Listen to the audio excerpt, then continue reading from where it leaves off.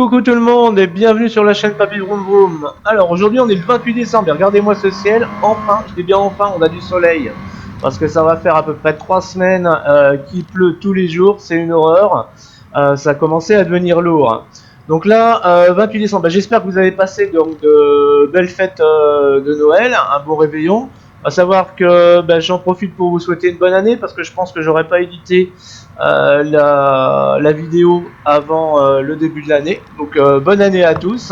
Et aujourd'hui on va tester la GSX 750 de chez Suzuki. Alors à savoir que ça va être une vidéo un petit peu plus courte que les autres parce que là on est sur un modèle bridé, un modèle A2 à 47,5 chevaux alors que cette moto fait à la base 115 chevaux.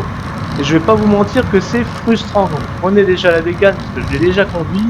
Là, à partir de 7000 tours, il n'y a plus rien. Ça stoppe net. Alors qu'on voit le contour qui pourrait aller plus de 2 fois plus loin.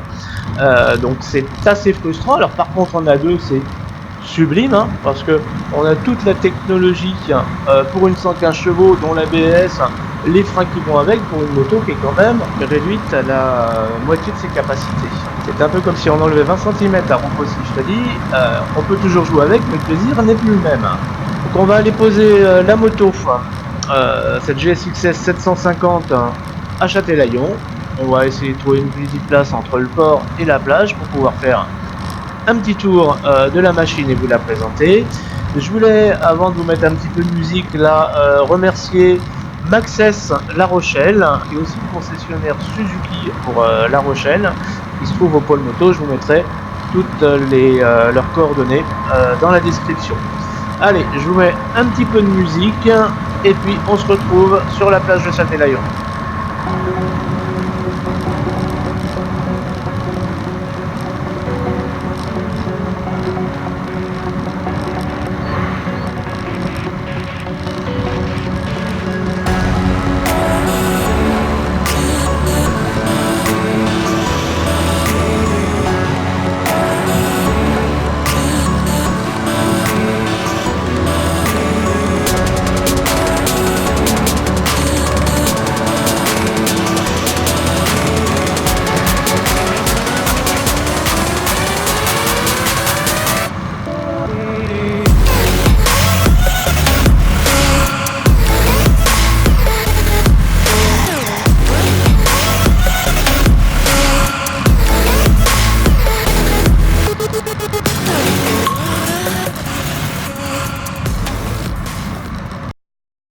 Nous voici arrivés donc au port de Châtelaillon-Plage pour vous présenter la GSX 750. Donc vous voyez, elle a un look très agressif qui se rapproche beaucoup du 1000. Ils lui ont mis quelques petites améliorations esthétiques. Donc ce qui est bien quand même, c'est que vous voyez, donc on a quand même des écopes, on a un sabot qui font partie intégrante de la moto, qui ne sont pas en option. Donc déjà là, elle est complètement habillée. Et puis ils ont rajouté quelques caches, puisqu'avant sur l'ancienne version, on avait des vides par rapport au châssis, au moteur, qui n'étaient pas vraiment esthétiques. Donc elle est bien finie, hein, le niveau de finition est là. Ce que je trouve étonnant, c'est qu'elle a pas mal de déclinaisons de couleurs par rapport à d'autres constructeurs. J'ai remarqué qu'on la trouvait en noir, en rouge, en vert. Enfin, j'en ai vu pas mal avec des kits graphiques, des kits déco différents. J'en ai vu des Akrapovic, une de mes connaissances en a un, elle est splendide en noir mat et rouge. Vous voyez les petits liserés de jantes, tout ça, ça fait partie aussi, c'est de la série, c'est pas de l'option. Donc on a quand même une moto qui est esthétiquement déjà complète dès l'achat. Donc pas nécessaire de mettre la main au porte-monnaie pour habiller la belle. Donc, niveau moteur, on est sur le moteur de la GSX-R 750, donc qui a été un petit peu aseptisé, on va dire ça comme ça. 4 cylindres, 115 chevaux, enfin, donc il y a de quoi s'amuser. Alors niveau freinage, à l'avant on est sur double étrier 4 pistons de chez Nissin. Et puis comme je vous le disais tout à l'heure, on a l'ABS et l'anti-patinage de Cerix qui rend la moto très sécurisante en plus de son train avant super précis. Donc au niveau du tableau de bord, on est simple et efficace, on est sur un full digital monochrome. Donc on a toutes les infos qu'on doit avoir. Bon, on va pas dire que ça soit très lisible, mais au moins il y a tout d'un seul morceau. Et puis pour naviguer, on a un commodo tout simple sur le côté gauche qui nous permet d'accéder aux informations lambda, hein, et puis en même temps donc de mettre en place le niveau de contrôle de traction, donc 3 niveaux qui est déprogrammable, et puis l'ABS. À savoir aussi qu'en électronique, elle a ce qu'on appelle le Low RPM Assist, en fait qui augmente le régime au démarrage pour éviter de caler.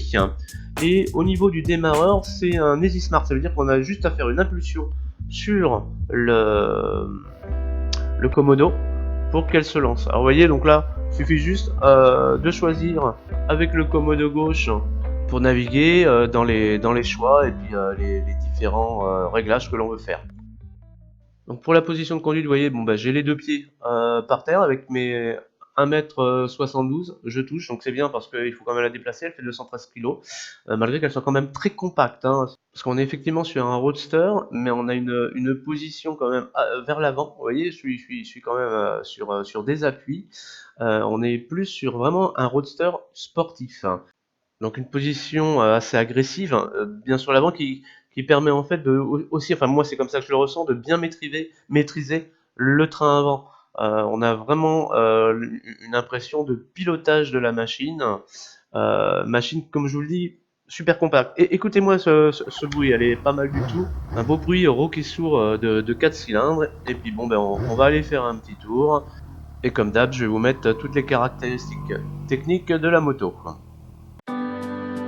Alors les amis, là je vous parle en post-production, donc déjà pour m'excuser parce que j'ai eu un gros problème avec les fichiers son, les fichiers audio pour la deuxième partie, là, donc la caméra arrière n'a pas fonctionné et le son sur la caméra de base non plus. Donc là je vais vous laisser la petite musique, je vais vous mettre les caractéristiques techniques. De toute façon je ne pouvais pas vous faire pour cette moto une petite arsouille puisque comme je vous l'ai dit, elle est bridée à 2. Donc ça avance, mais on n'aurait pas pu faire un essai un petit peu plus sportif. Alors quand même, pour synthétiser mon petit essai là, c'est vraiment une excellente moto. Pour un permis A2, je la conseille vraiment. Elle est facile à prendre en main. Elle est sûre, elle a un train avant qui est infaillible. Et puis ce qui est bien aussi, alors oui, elle est bridée et oui, c'est un peu castrateur effectivement quand on voit que à la moitié du contour on n'avance plus, mais justement tout en face après sa passerelle du permis A2 ou permis A, et on n'est pas obligé de changer de bécane, on garde la même. Et là, je vous promets que ça envoie dur, hein. C'est vraiment une très bonne machine. L'ayant testé, alors pas en vidéo, mais l'ayant testé déjà en full. Ça tire sur les bras. Alors j'espère peut-être que je vous en ferai une petite vidéo pour une full version, on verra. Peut-être la prochaine, hein, celle de 2020 ou 2021, on verra s'il y a des évolutions. Donc voilà, je vais donc vous laisser. Alors là, comme je suis en post-production, je peux vous dire que la prochaine vidéo, c'est la H2 SXSE, donc navire amiral de chez Kawa, une bombe, hein, donc vous verrez ça bientôt. Donc je vous laisse la petite musique, je vous mets toutes les caractéristiques techniques et puis je vous souhaite une belle journée puis encore une belle année. Allez, ciao!